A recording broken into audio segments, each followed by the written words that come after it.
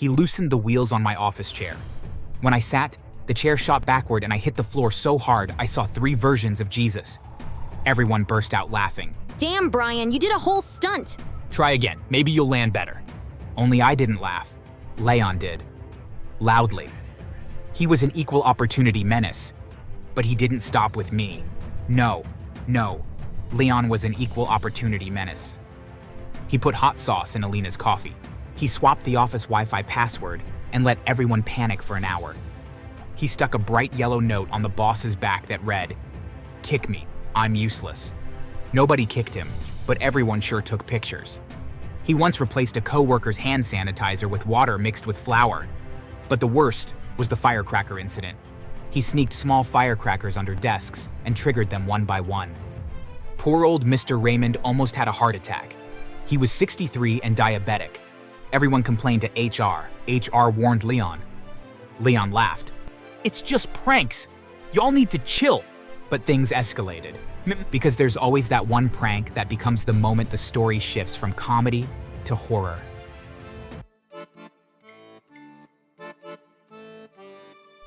My name is Brian, and for 3 years I worked at Dynexus Logistics. I never imagined that one day I would be known in the company as the quiet guy who finally snapped. Honestly, I just wanted peace. A job, a salary, my small studio apartment, and my boring lunches that everyone judged way too much. But everything changed the day Leon got hired. If hell had a mascot wearing a fake smile and holding a whoopee cushion, it would be him.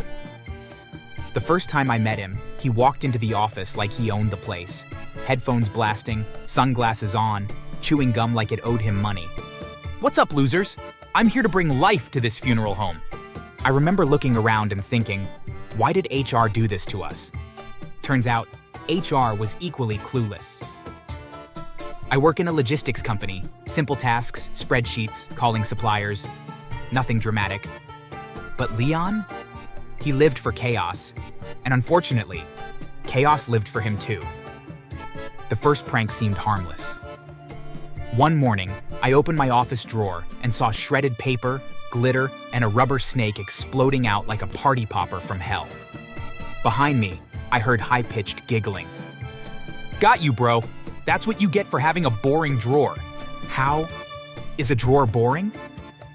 Exactly. I cleaned it up, annoyed but patient. The next day, during a Zoom meeting with a supplier, I realized my mouse wasn't responding. I lifted it and saw the USB unplugged. From across the room, Leon raised the USB cable like a victory flag. Looking for this? The entire meeting watched me awkwardly struggle. I wanted to sink into the floor. Then came the superglue incident. I pulled my drawer and it refused to budge. I yanked harder. Nothing. Leon popped his head over the cubicle wall, smile wide enough to be illegal. "Bro, maybe the drawer is shy today. Try sweet-talking it. Did you glue it shut? My files are in there." Not my fault you trusted a drawer with secrets. Later that week, he loosened the wheels on my office chair. When I sat, the chair shot backward and I hit the floor so hard I saw 3 versions of Jesus. Everyone burst out laughing. Damn, Brian, you did a whole stunt. Try again, maybe you'll land better. Only I didn't laugh. Leon did. Loudly. He was an equal opportunity menace. But he didn't stop with me. No. Leon was an equal opportunity menace. He put hot sauce in Alina's coffee. He swapped the office Wi-Fi password and let everyone panic for an hour. He stuck a bright yellow note on the boss's back that read, "Kick me, I'm useless." Nobody kicked him, but everyone sure took pictures. He once replaced a coworker's hand sanitizer with water mixed with flour. But the worst was the firecracker incident. He sneaked small firecrackers under desks and triggered them one by one. Poor old Mr. Raymond almost had a heart attack. He was 63 and diabetic. Everyone complained to HR. HR warned Leon. Leon laughed. "It's just pranks. Y'all need to chill." But things escalated. Because there's always that one prank that becomes the moment the story shifts from comedy to horror. It happened on a Wednesday. The morning felt normal, until it didn't. I went into the storage room to retrieve delivery manifests. The door closed behind me. I thought it was one of the janitors, but then I tried to open it. It was locked. At first, I calmly knocked. Then I knocked harder. Then I realized there was duct tape covering the lock from the outside, and I heard giggling. Leon. For 15 minutes, I thought it was another annoying prank, until the room started filling with smoke. Real smoke. Not fake, not theatrical. Actual, threatening smoke. I panicked, coughing hard as it thickened. Leon, open the door! This is not funny! Silence. Then footsteps running away. I started choking as the air thinned. My eyes burned. I dropped to the floor, where the air was clearer.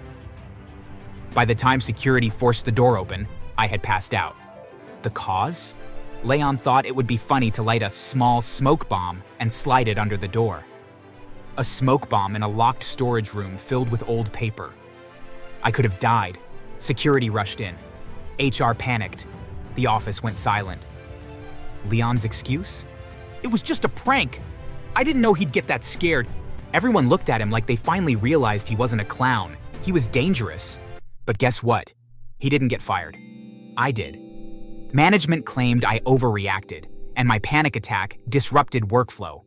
And since Leon's father was a major investor, they requested I take a break indefinitely. Translation: Termination. I left the office humiliated, angry, coughing and shaking. He ruined my job. He almost killed me. And something broke inside me that day. Something dark. I spent 3 days thinking of what to do. Cry? Beg HR? Move on? No. I wanted revenge. Real revenge. Not childish pranks. Not jokes. Something that would make him understand fear the way I felt locked in that smoke-filled room. So I did the one thing I never thought I'd do. I followed him. For weeks, I observed every part of his routine. Work, gym, bar, home. And the more I watched, the more patterns I saw. He lived alone. He stayed up late. He liked shortcuts through alleys. He kept his motorcycle outside, never locked properly. And he never looked over his shoulder. He thought the world was his playground. But I was about to turn it into his graveyard. My first move was subtle. One night, I placed a small dead rat inside his motorcycle helmet. The scream he let out echoed through the parking lot. "You sick freak! Who did this?" I watched from the shadows. The next day, I let all the air out of his bike tires. Then I placed a note. Not a prank, payback. He brought it to work. "Who's messing with me? Come on, guys, not funny." No one responded. Many secretly enjoyed seeing him nervous. Then I started tapping on his windows at night. Just tapping, softly, over and over. He came outside wielding a golf club. "If I catch you, you're dead." He never caught me. I vandalized nothing. I harmed nothing. I simply moved objects. His trash bin turned upside down. His mail scattered. His garden gnome moved from the porch to the roof. He began losing sleep. Then came the audio messages. I recorded the exact sound of the storage room smoke alarm, the one that trapped me. I played it outside his window at 3 a.m. He screamed so loudly the neighbor called police. Leon became unstable. He showed up to work pale and shaking. "Someone is stalking me. I swear, they're trying to kill me." Everyone rolled their eyes. Relax, Leon. It's probably just a prank. The irony was perfect. He tried to complain to HR. They told him to stop causing unnecessary drama. He tried telling his father.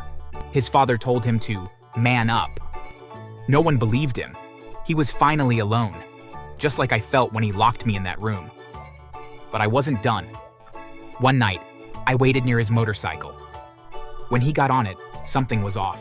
I had cut his brake line, not completely, just enough. He drove off. I followed at a distance. He sped down the street, still paranoid, looking left and right instead of ahead. When he reached the downhill curve, he pressed the brakes. Nothing. The motorcycle skidded, flipped, and slammed into a metal barrier with a sound I will never forget. He screamed. The paramedics arrived. He was taken to the hospital. I watched from across the street. His right leg had been crushed badly, bone exposed, muscle torn. They tried to save it for hours. They failed. They amputated it.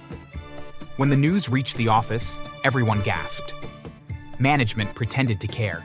His father blamed the city roads. Leon woke up crying. But he wasn't crying because of the pain. He was crying because he believed someone tried to kill him. And he was right. 4 days later, I visited him. He looked terrible, pale, swollen eyes, trembling. "Brian, it was you, wasn't it?" I sat down calmly. He apologized. He cried. He begged. He said he never meant to hurt me, that the smoke prank went wrong, that he regretted everything. I didn't say much, just listened. Then I placed a USB on his table. "This has every prank you ever pulled, every recording, every proof. If people ever ask why your life collapsed, you'll know."